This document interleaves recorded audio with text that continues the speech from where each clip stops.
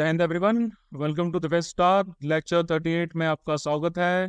हम कवर कर रहे थे climate and monsoon of India, है ना। तो हमने कल काफी कुछ कवर किया। अब उसके बाद अब हम आ जाते हैं the nature of Indian monsoon पे। ठीक है, अब देखो नेचर ऑफ इंडियन मॉनसून की बात करेंगे तो उसमें कई सारे एलिमेंट्स आ जाते हैं। लाइक सबसे पहले आ जाता है the onset of the monsoon, यानी कि मॉनसून का आना। दूसरा, रेन बेयरिंग सिस्टम यानी कि ट्रॉपिकल साइक्लोन्स, है ना, जो अपने साथ बहुत सारी बारिश लेके आते हैं।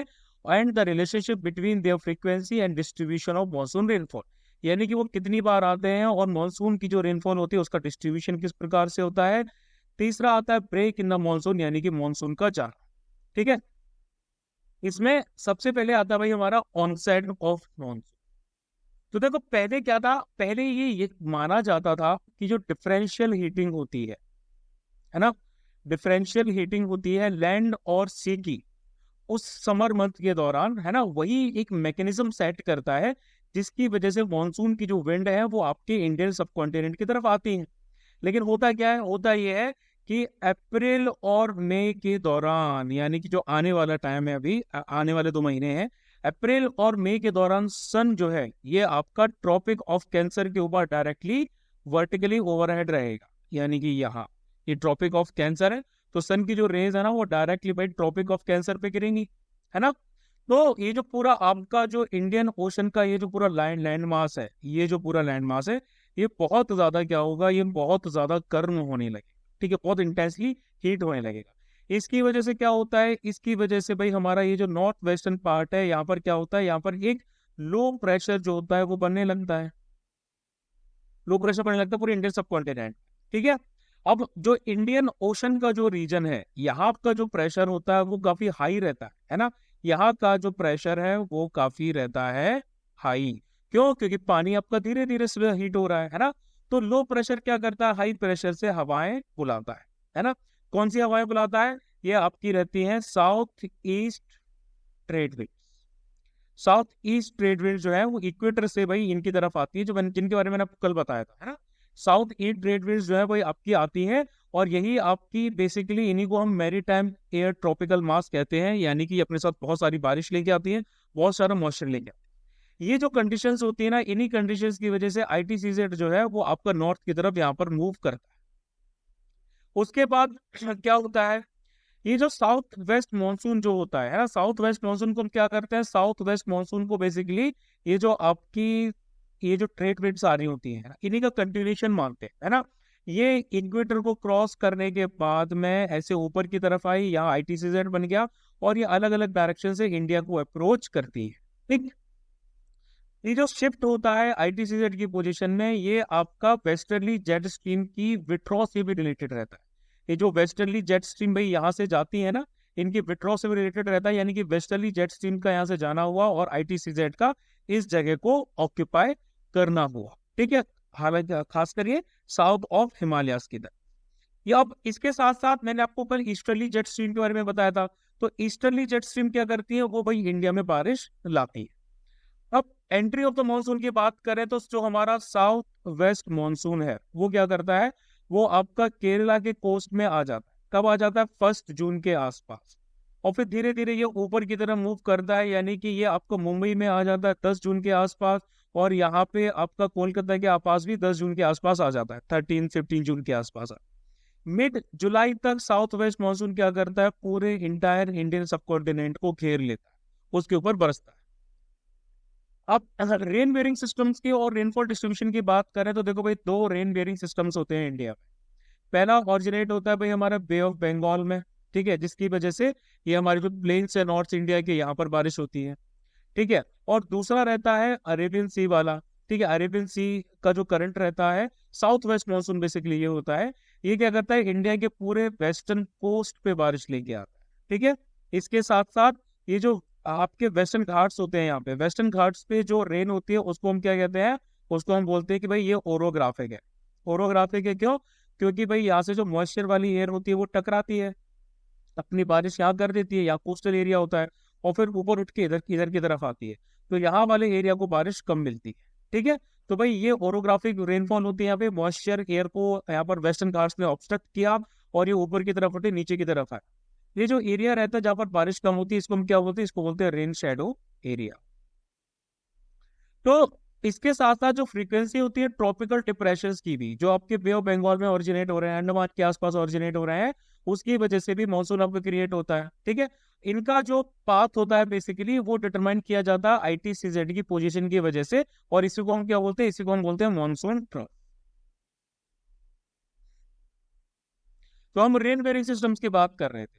ये जो मानसून ट्रफ जो होता है ना, ये एक कुछ ITCZ जो रहता है वो जैसे जैसे ऑसिलेट होता है ना, वो जैसे जैसे ऑसिलेट होता है, फ्लक्चुएशंस होते हैं उसकी ट्रैक में और डायरेक्शंस में, तो ये जो आपके डिप्रेशंस होते हैं ये भी उसी को फॉलो करते हैं। तो जो इंटेंसिटी और अमाउंट ऑफ रेनफॉल होता है वो हर साल टू साल क्या करता है? वेरी करता है, उन्हीं ट्रैक्स को फॉलो करता है। ये जो रेन आती है ना, ये स्पेल्स में आती है, यानी कि ब्रेक्स में आती है। ठीक है, एक डिक्लाइनिंग ट्रेंड दिखाती है west to east over the west coast. अगर हम वेस्ट कोस्ट की बात करेंगे तो वेस्ट से लेकर ईस्ट तक आपकी रेंज जो होती है वो कम होती है, on south east towards the north west over the north Indian plain and the northern part of the peninsula.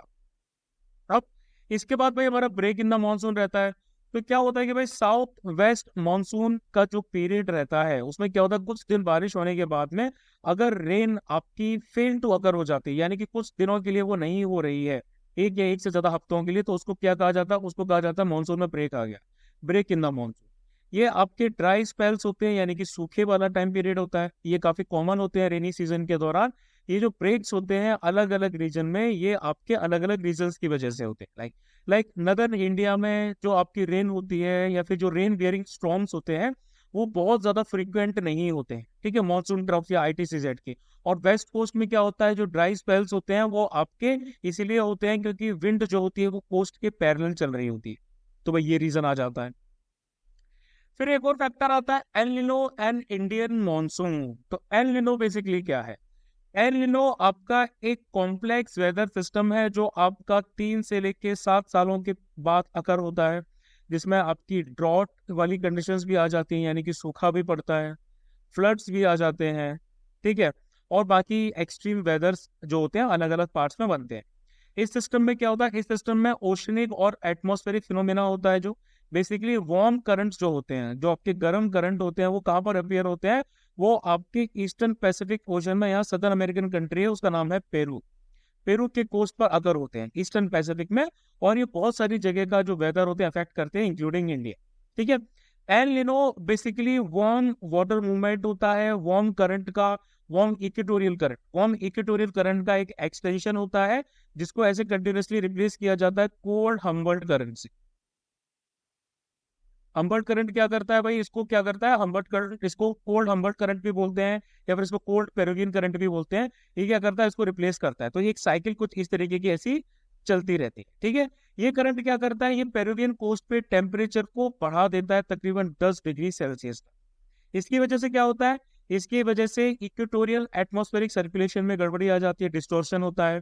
Evaporation जो होता है सी वाटर का वो भी इरेगुलर हो जाता है। ठीक है, इसके साथ साथ जो प्लांक्टन्स पाई जाती है, जो आपकी मेरीन इन्वायरमेंट में प्लांक्टन्स पाई जाती है वो भी काफी कम हो जाती है, जिसकी वजह से फिश भी कम हो जाती है। एल निनो का मतलब होता है चाइल्ड क्राइस्ट।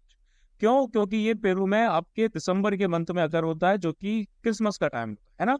लेकिन दिसंबर क्या है? दिसंबर बेसिकली एक समर मंथ है पेरू में, ये वही वहां पर ठंडी वाला मंथ नहीं है, समर मंथ है। पेरू आपका सदर्न हेमिस्फीयर में पड़ता है। ठीक है, तो El Nino is used in India for forecasting long range monsoon rainfall. Long range monsoon rainfall को एल निनो से कई बार प्रिडिक्ट किया जाता है।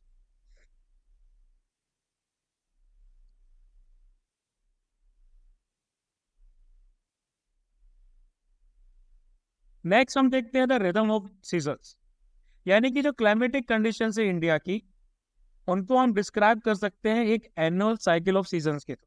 यानी कि सबसे पहले हमारा कोल्ड वेदर सीजन आता है, हॉट वेदर सीजन आता है यानी कि गर्मियां, साउथ वेस्ट मानसून सीजन और रिट्रीटिंग मानसून सीजन यानी कि मानसून का जान। सबसे पहले कोल्ड वेदर सीजन को देखते हैं, उसके टेम्परेचर की बात करते हैं। कोल्ड वेदर जो सीजन है भाई, ये तकरीबन मिड नवंबर तक इंडिया में, यानी कि नदर्न पार्ट ऑफ इंडिया में आ जाता है। ठीक है, दिसंबर और जनवरी ये कोल्डेस्ट मंथ होते हैं नदर्न प्लेन के। मीन डेली टेम्परेचर आपका 21 डिग्री सेल्सियस से कम ही रहता है over most parts of northern India. ठीक है, 15 से 20 के आसपास या 20 से कम ही रहता है। ये रहता है भाई टेम्परेचर हमारा कोल्ड वेदर सीजन में। अब देखो 3 मेन रीजन आते हैं एक्सेसिव कोल्ड की, कि नॉर्थ इंडिया में इतनी ज्यादा ठंड क्यों पड़ती है। तो देखो हमारे कुछ स्टेट्स आ गए, लाइक पंजाब, हरियाणा और राजस्थान। ये जो स्टेट्स है ना, ये सी के मॉडरेटिंग इन्फ्लुएंस से होते हैं काफी ज्यादा दूर। तो कॉन्टिनेंटल क्लाइमेट जो रहता है भाई यहाँ पे, वो उसका फर्क नहीं पड़ता। दूसरी बात, आपकी स्नोफॉल होती है। स्नोफॉल कहाँ होती है? जो पास वाली हिमालयन रेंजेस है, हिमालयन रेंजेस में स्नोफॉल होती है, जिसकी वजह से शीत लहर यानी कि कोल्ड वेव वाली सिचुएशन जो होती है वो क्रिएट हो जाती है, तो भाई ठंड पड़ती है। और फैब के आसपास क्या होता है कि भाई ठंडी हवाएं हमारी आती हैं कैस्पियन सी से, कैस्पियन सी से और तुर्कमेनिस्तान से। तुर्कमेनिस्तान से कैस्पियन सी से बहुत ठंडी हवाएं आती हैं। ठीक है, वो क्या करती है, वो अपने साथ बहुत सारा फ्रॉस्ट भी लेके आती हैं, फॉग भी लेके आती हैं, और नॉर्थ वेस्टर्न पार्ट से इंडिया के उनको घेर लेती हैं।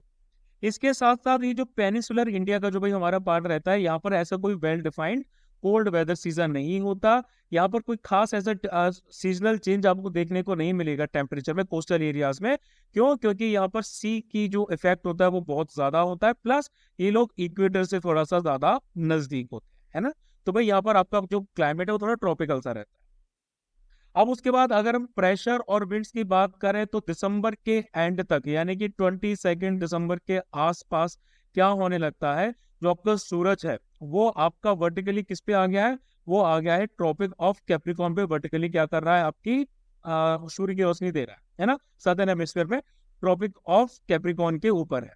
अब हाई प्रेशर सिस्टम आपका नॉर्थ प्लेन्स में जो होता है, ये आपका बन जाता है। क्यों? क्योंकि यहाँ पर ठंड है, तो भाई यहाँ पर काफी हाई प्रेशर का एरिया जो है वो बन चुका है, और यहाँ पर आपका लो प्रेशर बन चुका है ना, क्योंकि भाई वहां पर गर्मी होती है। तो विंड क्या करती है, विंड आपकी north western high pressure zone से लो प्रेशर जोन की तरफ जाने लगती है, इंडियन ओशन की तरफ साउथ में जाने लगती है। ये बेसिकली आपकी वेस्टर्ली होती है, या फिर इनको नॉर्थ वेस्टर्ली के नाम से जाना जाता है पूरी गैंगटिक वैली में। गंगा ब्रह्मपुत्र डेल्टा रीजन में इनको वेस्टर्ली, नॉर्दर्ली सॉरी, इनको नदरली नाम से जाना जाता है। ठीक है, और उसके बाद इन पे टोपोग्राफी का कोई खास फर्क नहीं पड़ता है, इनको नॉर्थ ईस्टर्नली के नाम से जाना जाता है यहाँ बे ऑफ बंगाल। रेनफॉल की बात करें तो विंटर मॉनसून आपकी ऐसी कोई खास बारिश नहीं करते हैं, क्योंकि ये आपके लैंड से सी की तरफ जाते हैं। ठीक है, सॉरी, लैंड से सी की तरफ जाते हैं, तो ऐसी कोई खास बारिश नहीं करते हैं। ऐसा इसीलिए होता है क्योंकि इनके पास जो ह्यूमिडिटी होती है, पहली बात तो वो बहुत कम होती है, इनकी ह्यूमिडिटी काफी ज्यादा कम होती है। दूसरी, एंटी साइक्लोनिक सर्कुलेशन जो है वो बन जाता है। एंटी साइक्लोनिक सर्कुलेशन जो होता है वो लैंड में बन जाता है। एंटी साइक्लोन्स के बारे में मैंने आपको बताया था, एंटी साइक्लोन्स यानी कि फेयर वेदर, अच्छा मौसम। तो एंटी साइक्लोनिक सर्कुलेशन जो होता है वो लैंड पे बन जाता है, जिसकी वजह से रेनफॉल की पॉसिबिलिटी भी कम हो जाती है। अब इसके साथ साथ नॉर्थ वेस्ट इंडिया में क्या होता है, कुछ आपके वीक टेम्परेट साइक्लोन्स जो होते हैं, जो आपके मेडिटेरियन सी से आते हैं, है ना। मेडिटेरियन मेडिटेरेनियन जो सी होता है वहां से आते हैं। वो क्या करते हैं, पंजाब, हरियाणा, दिल्ली, वेस्टर्न यूपी के आसपास में थोड़ी सी बारिश कर देते हैं। अब ये जो बारिश होती है, ये होती वैसे काफी कम है, लेकिन इसकी वजह से क्रॉप्स को बहुत ज्यादा हाईली बेनिफिशियल होती है। लेकिन कौन सी क्रॉप्स को? राबी वाली क्रॉप्स। इसको हिंदी में मावट बोलते हैं। सर्दियों की जो बारिश होती है ना, क्रॉप्स के लिए जो बेनिफिशियल होती है, उसको बोलते हैं मावट। ज्यादा भी नहीं होनी चाहिए, थोड़ी कम अमाउंट। इसके साथ साथ जो सेंट्रल पार्ट है भाई हमारे इंडिया के, प्लस जो नदर्न पार्ट्स हैं आपके सदर्न पेनिनसुला के, या आपके मध्य प्रदेश वाले जो पार्ट्स आ जाते हैं, इनको भी विंटर रेनफॉल ओकेजनली मिल जाती है। लेकिन अरुणाचल प्रदेश और असम के जो पार्ट है, यानी कि नॉर्थ ईस्टर्न पार्ट्स है भाई हमारे इंडिया के, इनको भी काफी अच्छी रेन मिल जाती है। अक्टूबर और नवंबर के दौरान नॉर्थ ईस्ट मानसून जो होता है, वो क्या करता है, वो आपका बे ऑफ बंगाल को ऐसे क्रॉस करके आता है, बहुत सारा मॉइस्चर पिक करता है, और वो आपके इस पूरे ईस्टर्न कोस्ट की तरफ बारिश कर देता है। यानी कि तमिलनाडु का कोस्ट हो गया, सदर्न आंध्र प्रदेश हो गया, southern Karnataka, south east Karnataka हो गया, साउथ ईस्ट केरला हो गया, यहाँ पर काफी ज्यादा बारिश भाई इसकी वजह से हो जाती है। अब फिर थोड़ी बात करेंगे गर्मियों के बारे में। हॉट वेदर सीजन, तो हॉट वेदर सीजन में यानी कि टेम्परेचर की बात कर रहे हैं, तो इसमें क्या होता है भाई, आपका सन जो है वो आपका नॉर्थ की तरफ मूव करने लगा है, यानी कि ट्रॉपिक ऑफ कैंसर से, कैप्रिकॉर्न से अब वो ट्रॉपिक ऑफ कैंसर की तरफ मूव करने लगा है ना। मार्च के आसपास वो मूव करता है, और उसके बाद टेम्परेचर आपका नॉर्थ इंडिया में राइज करने लगा, जैसे कि अभी हो रहा है एग्जैक्ट। अप्रैल मई और जून, ये आपके बेसिकली समर के मंथ काउंट किए जाते हैं नॉर्थ इंडिया में। वैसे तो समर आपकी सितंबर तक चलती ही रहती है, ठीक है। ज्यादातर जो इंडिया के पार्ट्स हैं यहाँ पर टेम्परेचर आपका कितना रहता है, 30 से लेके 32 डिग्री सेल्सियस तक इस टाइम पीरियड पे काउंट किया जाता है। उसके बाद मार्च की अगर हम बात करें तो मार्च में हाईएस्ट डे टेम्परेचर आपका 38 डिग्री सेल्सियस का काउंट किया जाता है। अभी 2 दिन पहले ग्वालियर से आया, वहीं पर 38 डिग्री सेल्सियस टेम्परेचर था। ये आपका डेक्कन प्लेटू में जनरली पाया जाता है। जबकि अप्रैल में जो टेम्परेचर होता है वो आपका 38 डिग्री से भी ऊपर जाने लगता है, यानी कि 43 डिग्री सेल्सियस तक पाया जा सकता है गुजरात में, मध्य प्रदेश में, पंजाब हरियाणा साइड, ठीक है। मई में क्या होता है भाई, मई में आपकी गर्मी और ज्यादा बढ़ने लगती है ना, और ज्यादा हीट बेल्ट है जो ऊपर की तरफ जाने लगता है। और जो नॉर्थ वेस्टर्न पार्ट है इंडिया का, यहाँ पर टेम्परेचर आपका 48 डिग्री सेल्सियस तक भी आराम से पहुंच सकता है। मैं पिलानी में था, पिलानी आपका झुंझुनू यानी कि शेखावटी बेल्ट में आता है राजस्थान में। यहाँ पर चुरू नाम की जगह है, चुरू पे भाई आपका टेम्परेचर बहुत हाई पहुंच जाता है। फलौदी है राजस्थान में, 52 डिग्री सेल्सियस टेम्परेचर यहाँ पहुंच जाता है। Hot weather season south India में माइल्ड होता है, इतना ज्यादा इंटेंस नहीं होता जैसा नॉर्थ इंडिया में पाया जाता है। जो पेनिसुलर सिचुएशन होती है साउथ इंडिया की, ये बेसिकली ओशंस है ना, ओशंस के मॉडरेटिंग इफेक्ट की वजह से यहाँ पर टेम्परेचर जो रहता है वो आपका बहुत ज्यादा नहीं जाता है, 25 से 30 सेल्सियस डिग्री टेम्परेचर के बीच में बना रहता है, ठीक है। जबकि जो टेम्परेचर आपका वेस्टर्न घाट्स में पाया जाता है, वेस्टर्न घाट्स में ये आपका 25 डिग्री सेल्सियस से कम ही रहता है। कोस्टल रीजन में क्या होता है, जो नॉर्थ साउथ एक्सटेंट है आइसोथर्म्स का, जो आपके कोस्ट से पैरेलल रहते हैं ऐसे वाले, है ना, वो ये कंफर्म करते हैं कि भाई ये टेम्परेचर होता है वो आपका नॉर्थ से लेके साउथ तक डिक्रीज नहीं होता, रादर वो क्या करता है, कोस्ट से अंदर की तरफ इंक्रीज होता है। फिर अगर हम प्रेशर और विंड की बात करते हैं तो समर मंथ जो होते हैं ये एक्सेसिव हीट के टाइम पीरियड होते हैं। यहाँ पर जो आपका एयर प्रेशर होता है वो काफी कम होने लगता है, क्योंकि गर्मी की वजह से डेंसिटी होती है कम, तो एयर प्रेशर आपका कम होने लगता है in the northern half of the country, ठीक है। तो सब कॉन्टिनेंट आपका गर्म होता है, इसी की वजह से ITCZ जो होता है वो ऊपर की तरफ मूव करता है, ठीक है। ये आपका low pressure elongated sorry low pressure monsoon trough होता है, ये पूरे आपके थार डेजर्ट से लेके, है ना, यहाँ पटना तक एक्सटेंडेड रहता है, ठीक है। पटना और छोटा नागपुर प्लेटू तक, यानी कि पूरा कुछ इस तरीके से एक्सपेंडेड रहता है। ITCZ क्या करता है, ITCZ surface circulation of the winds को अट्रैक्ट करता है, जो कि आपकी साउथ वेस्टर्ली होती है ना। ये आपका वेस्ट कोस्ट पे भी आपको अट्रैक्ट करता है, as well as on the coast of West Bengal and Bangladesh, ठीक है। इनको हम easterly, south easterly, north Bengal या बिहार में कहते हैं। और जो ITCZ भाई आपका जो यहाँ पर गैंगेटिक वैली में होता है, यहाँ पर ड्राई और हॉट विंड्स चलती हैं, जिनको लू कहा जाता है। लू आपकी गर्म हवाएं होती हैं, अपने साथ काफी सारी धूल की आंधियां भी लेके आती हैं शाम के टाइम में। अप्रैल मई के एंड में आप देखोगे तो भाई ऐसी धूल की आंधियां बहुत आती हैं पंजाब, हरियाणा, ईस्टर्न राजस्थान और उत्तर प्रदेश। ये जो टेम्परेरी स्टॉर्म्स होते हैं ये क्या करते हैं, आपकी कुछ बारिश भी लेके आते हैं, बहुत ज्यादा गर्मी से कई बार रिलीफ भी देते हैं, ठीक है। थोड़ी बहुत बारिश भी हो जाती है, ठंडी हवाएं भी चलने लगती हैं, और ओकेशनली क्या होता है, ये मॉइस्चर वाली विंड्स होती है, ये आपकी मानसून ट्रफ के बाहर की तरफ रहती है, ठीक है। तो जब इनका सडन कांटेक्ट होता है, यानी कि ड्राई और मॉइस्ट विंड का जब आपस में सडन कांटेक्ट होता है, तो आपके काफी बड़े बड़े जो आंधियां होती हैं, लोकल स्टॉर्म्स होते हैं लेकिन अच्छी इंटेंसिटी वाले, वो भी बन जाते हैं, है ना। ये जो लोकल स्टॉर्म्स होते हैं इनमें काफी ज्यादा विंड्स आती हैं, टोरेंशियल रेन्स आती हैं, और कई बार ओले भी गिरते हैं। उसके बाद नेक्स्ट आता है भाई हमारा साउथ वेस्ट मानसून सीजन। अब मई के टाइम में क्या होता है भाई, हमारा जो टेम्परेचर होता है काफी ज्यादा बढ़ जाता है, खासकर नॉर्थ वेस्टर्न प्लेन्स में, है ना। लो प्रेशर कंडीशंस जो होती है वो और ज्यादा बढ़ जाती है। लेकिन जून के स्टार्ट होते होते क्या होता है, इतनी ज्यादा वो पावरफुल हो जाती है कि वो सदर्न हेमिस्फीयर से ट्रेड विंड्स को क्या करती हैं, अट्रैक्ट करती हैं, जो कि इक्वेटर को क्रॉस करने के बाद में उनके पास मॉइस्चर लेके आती है। ये जो साउथ ईस्ट की क्या बोलते हैं ट्रेड विंड्स होती हैं, ये इक्वेटर को क्रॉस करती है ना, ये इक्वेटर को क्रॉस करती हैं, और उसके बाद आपका Arabian sea of bay of Bengal में एंटर करती है, और इसके बाद में इंडिया के सर्कुलेशन में घुल मिल जाती है, ठीक है। ये क्या करती है भाई, इक्वेटोरियल वार्म करंट्स को क्रॉस करती है, अपने साथ बहुत सारा मॉइस्चर लेके आती है, and after crossing the equator ये एक साउथ वेस्टर्ली डायरेक्शन करती है। इनिशियली ये साउथ ईस्टर्ली होती है, लेकिन फिर इसके बाद ये साउथ वेस्टर्ली डायरेक्शन को फॉलो करती है, इसलिए इनको साउथ वेस्ट मानसून भी कहा जाता है, ठीक है। यहाँ से आती है तो इनको साउथ वेस्ट मानसून भी कहा जाता है। तो ये जो सडन ऑनसेट रहता है मॉइस्चर लैंडन विंड्स का, जिसके साथ में आपकी बहुत सारी वायलेंट थंडर भी होता है, लाइटनिंग भी होती है, ठीक है, इसको हम क्या बोलते हैं, इसको हम बोलते हैं ब्रेक इन द मॉनसून, या फिर इसको generally first in the monsoon भी कहा जाता है ऑफ द मंथ।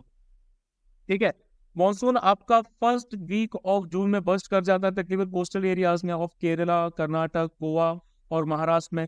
जबकि इंटीरियर पार्ट की बात करें तो वहां पर वो आपके जुलाई के फर्स्ट वीक तक भी क्या होता है, जनरली डिले हो जाता है। इसके बाद क्या होता है, ये मॉनसून की जो जो विंड्स होती है जैसे लैंड को अप्रोच करती हैं तो उनकी जो साउथ वेस्टर्ली जो डायरेक्शन होती है ना, वो मॉडिफाइड हो जाती है रिलीफ की वजह से, यानी कि लैंड की टोपोग्राफी की वजह से। और जो आपका थर्मल लो प्रेशर रहता है भाई आपके नदर्न पार्ट्स में, नॉर्थ वेस्ट इंडिया में रहता है, उसकी वजह से। तो मॉनसून आपका दो ब्रांचेस में इंडिया को अप्रोच करता है, पहले आती है अरेबियन सी ब्रांच और दूसरी आती है बे ऑफ बंगाल। 35 कंट्रीब्यूशन मॉनसून का बे ऑफ बंगाल ब्रांच का रहता है, 65 कंट्रीब्यूशन रहता है आपका अरेबियन सी ब्रांच। इनका रूट क्या रहता है, जैसे अगर हम बात करते हैं जो अरेबियन सी के पास में जो ऑरिजिनेट होती है भाई, यहाँ से आती है ना, ऐसे दो पार्ट्स में डिवाइड हो जाती है। तो जो अरेबियन सी के ऊपर मॉनसून विंड्स ऑरिजिनेट हुई थी वो फर्दर 3 ब्रांच में डिवाइड हो जाती है। पहली जो ब्रांच है उसको कौन रोक लेता है, वेस्टर्न घाट्स रोक लेते हैं, उनका ऑब्स्ट्रक्शन किया जाता है वेस्टर्न घाट्स के द्वारा, और वो काफी ज्यादा ठंडे हो जाते हैं। इसकी वजह से जो विंड वार्ड साइड है, यानी कि यहाँ जब हवाएं टकराती हैं, यहाँ पर खासकर सह्याद्री वाला जो एरिया है, वेस्टर्न कोस्टल प्लेन्स वाला जो एरिया है, यहाँ पर बहुत ज्यादा हैवी रेनफॉल होती है। लेकिन वेस्टर्न घाट्स को क्रॉस करने के बाद जब ये नीचे की तरफ डिसेंड करती है तो ये गर्म हो जाती है, क्योंकि इनके अंदर का पानी जा चुका, तो ह्यूमिडिटी कम हो जाती है। इसकी वजह से ये विंड्स काफी कम रेनफॉल करती है वेस्टर्न घाट के ईस्ट वाले एरियाज में, इसीलिए इस लो रेनफॉल वाले एरिया को रेन शेडो एरिया कहा जाता है। अब इसके बाद जो सेकंड ब्रांच होती है वो क्या करती है, सेकंड ब्रांच भाई इंस्ट्रक्ट करती है मॉनसून की ऑन द कोस्ट और नॉर्थ ऑफ मुंबई, यहाँ इंस्ट्रक्ट करती है। ठीक है, ये क्या करती है भाई, ये ऐसे नर्मदा रिवर वैली के पास में मूव करती है ना, और यहाँ पर काफी ज्यादा बारिश करती है, यानी कि सेंट्रल इंडिया की जो पार्ट है, मालवा प्लेट्यू का जो एरिया है, वहां पर काफी ज्यादा बारिश करती है। और उसके बाद ये गैंगेटिक प्लेन्स पे क्या कर जाती है, एंटर करती है और मिक्स हो जाती है बे ऑफ बंगाल ब्रांच के साथ। थर्ड ब्रांच जो भाई अरेबियन सी की रहती है, ये क्या करती है, ये आपका सौराष्ट्र वाले एरिया को हिट करती है, सौराष्ट्र पेनिनसुला को हिट करती है कच्छ के पास में।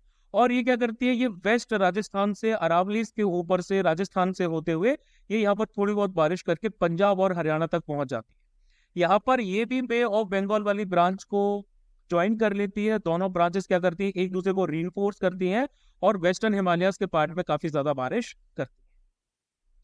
वहीं अगर हम बे ऑफ बंगाल ब्रांच की बात करते हैं तो बे ऑफ बंगाल ब्रांच जो है वो आपकी क्या करती है, वो भाई यहाँ से आके कोस्ट ऑफ म्यांमार को हिट करती है, म्यांमार के कोस्ट को, और साउथ ईस्ट जो बांग्लादेश है उसके पार्ट को हिट करती है। लेकिन जो अराकान यूमा, यानी कि अराकान जो हिल्स है ना म्यांमार के, ये क्या करते हैं, ये इसको डिफ्लेक्ट कर देते हैं, ये इसको डिफ्लेक्ट कर देते हैं यहाँ इंडिया की तरफ, ये इंडिया की तरफ इसको डिफ्लेक्ट कर देते हैं, अदरवाइज इंडिया में बारिश नहीं हो पाती है ना। तो काफी बिग पोर्शन इस ब्रांच का जो है वो इंडियन सबकॉन्टिनेंट की तरफ डिफ्लेक्ट हो जाता है। ये वेस्ट बंगाल और बांग्लादेश को यहाँ साउथ से एंटर करते हैं और साउथ ईस्ट से, और from the south westerly direction, ठीक है, sorry, not from the south westerly direction.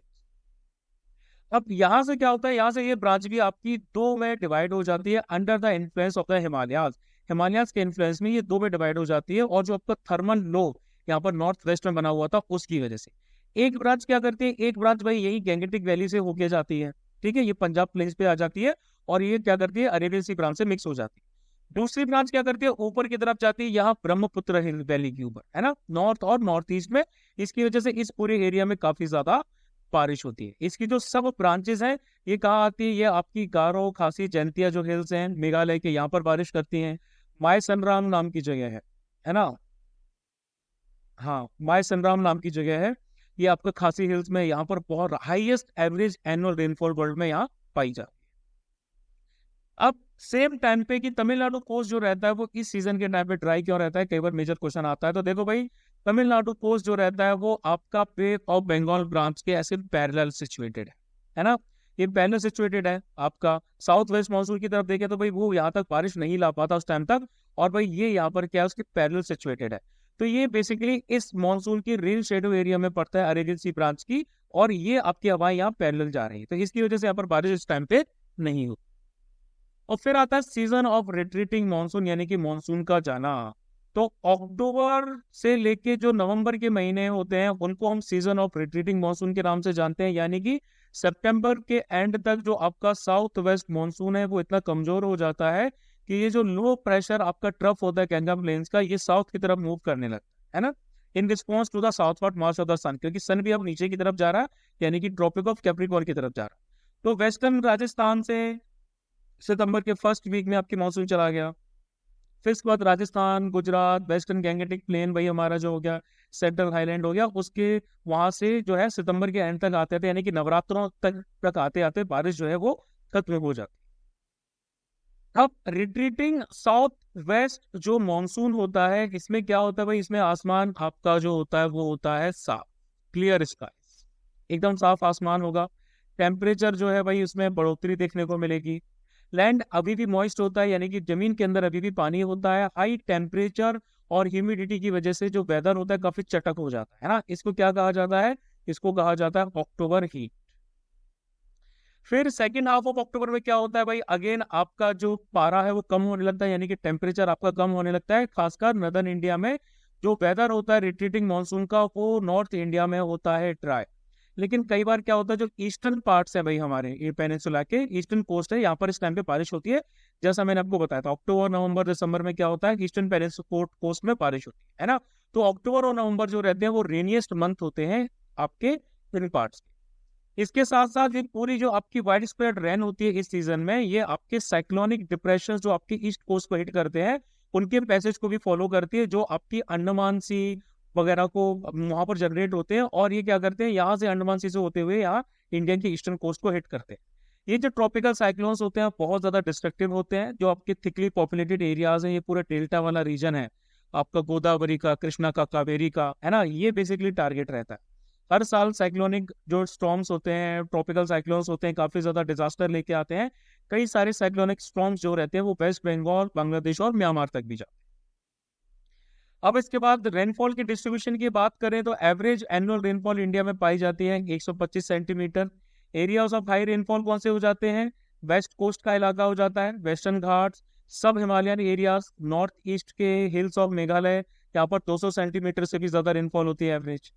Medium rainfall में भाई हमारे यानी कि 100 से लेके 200 सेंटीमीटर आ जाती है southern parts of Gujarat, eastern Tamil Nadu, north eastern peninsula यानी कि Orissa, Jharkhand, Bihar, eastern Madhya Pradesh, northern Gangetic plane जो आपके हिमालय से जुड़े हुए इलाके हैं, कचार वैली और मणिपुर।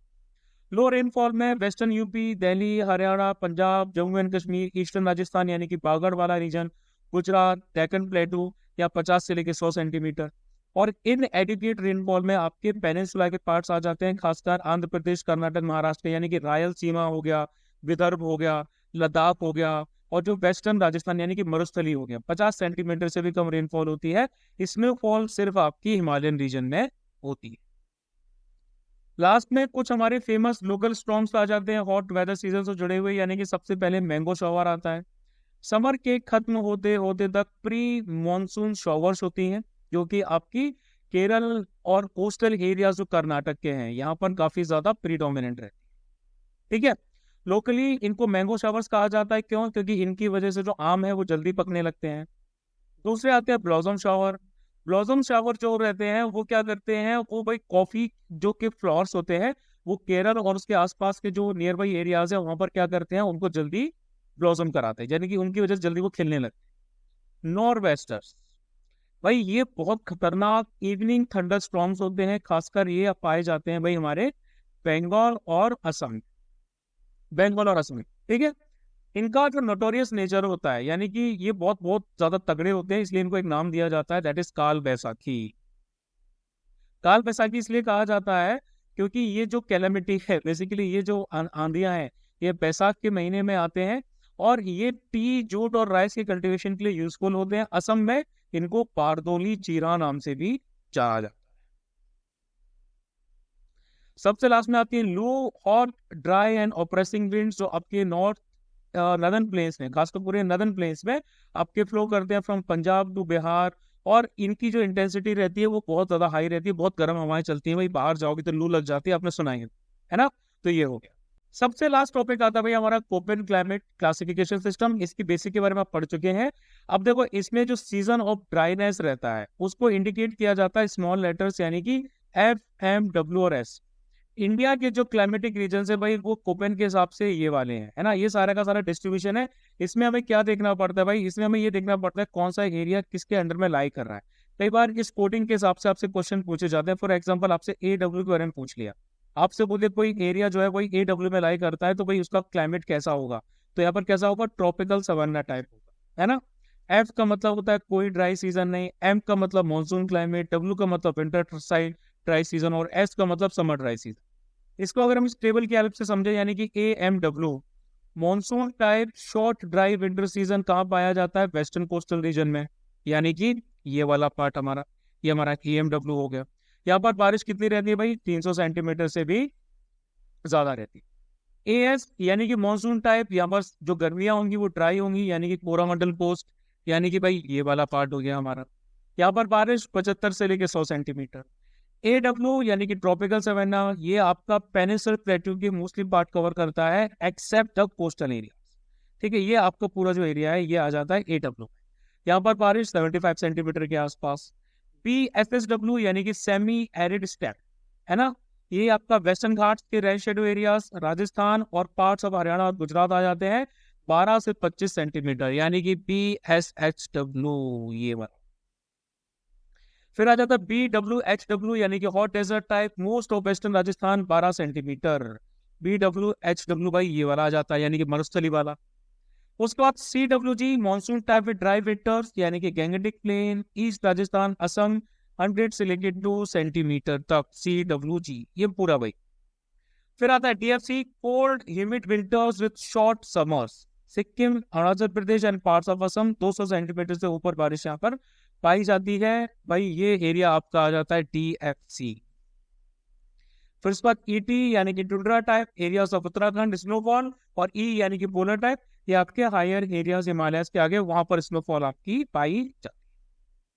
तो भाई यहाँ पे हमारा climate and monsoon of India खत्म हो चुका है। इसको समझने के लिए थोड़ा आपको क्लाइमेटोलॉजी को भी अच्छे से समझना पड़ेगा। कई सारे की टर्म्स जो हैं वो आपके क्लाइमेटोलॉजी में पाए जाते हैं, तो इट्स एक्सपेक्टेड कि आप लोग पहले उस लेक्चर को पढ़ें, उसके बाद इस लेक्चर पर आए।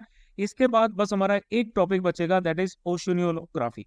ओशनोग्राफी आपका 2 लेक्चर्स में कंप्लीट हो जाएगा, तो यानी कि टोटल 40 लेक्चर्स आपके जो होंगे ज्योग्राफी के, उनको आपको कवर करना है CDS, NDA और CPF के लिए। ठीक है, तो please do like share and subscribe these videos, do comment on it also.